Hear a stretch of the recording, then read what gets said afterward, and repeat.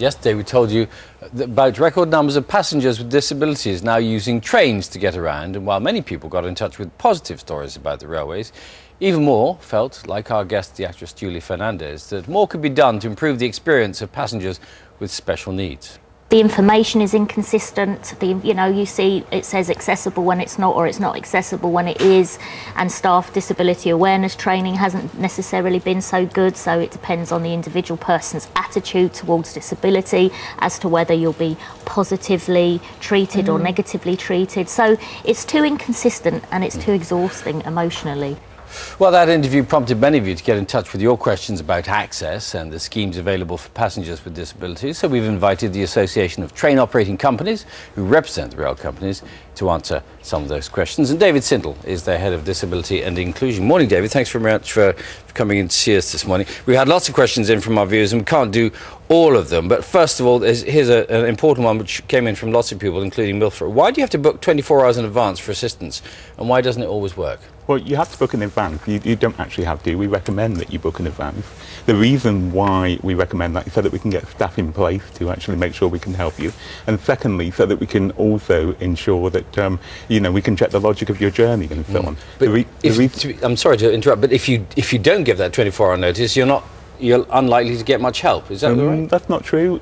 Really what happens is that turn up and go, as we call it in the industry, favours those people who are more confident to travel. And we provide lots of help to people who actually do turn up without booking. But what we say to people is ideally book in advance, and then we can make sure we've got the right people there. Some of our stations you see aren't staffed, and the main reason people need help is for a ramp to be deployed on the train. So we ask people to book ahead. Another issue that Julie raised yesterday was about the number of seats for wheelchair users on a train. On the train that she regularly uses, there are two.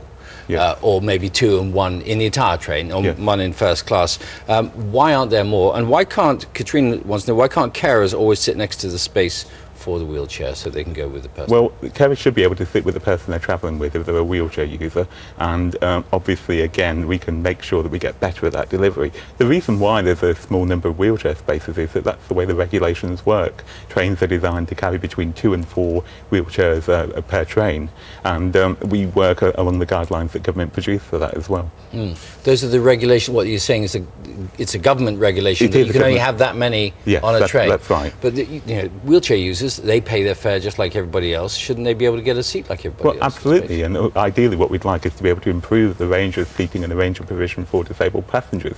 But the issue for us at the moment is that obviously in running a train service, we've got lots of different needs that we need to meet, including the needs of people who use wheelchairs, visually impaired people, hearing impaired people, and so on. So actually, it's a case of balancing all that together. John's written in, his wife is profoundly deaf and she takes a train from Winchester to London and has issues catching up with information. He wants to know why not all stations use visual information display boards, and where they are used, why they're not updated as often as announcements are. Yes, I've got a hearing impairment. That can be quite frustrating. So one of the ways we get around that is there's something called Train Tracker by Text, which basically gives you the same information that's on platforms to your mobile phone by text message. That seems to help a lot of deaf and hard of hearing people get around that problem. A lot of people, some people did get in touch and say, yes, things have improved, and we made that point yesterday. But would you agree there's still a fair way to go in terms of disability access? It's always going to be work in progress, because always disabled people's expectations and older people's expectations are increasing. But we are keen to make sure that we have a dialogue with our passengers and a dialogue with those organisations that represent disabled people, so that we can actually make further improvements to that which we already have. David Sindall, thanks very much. Thank you.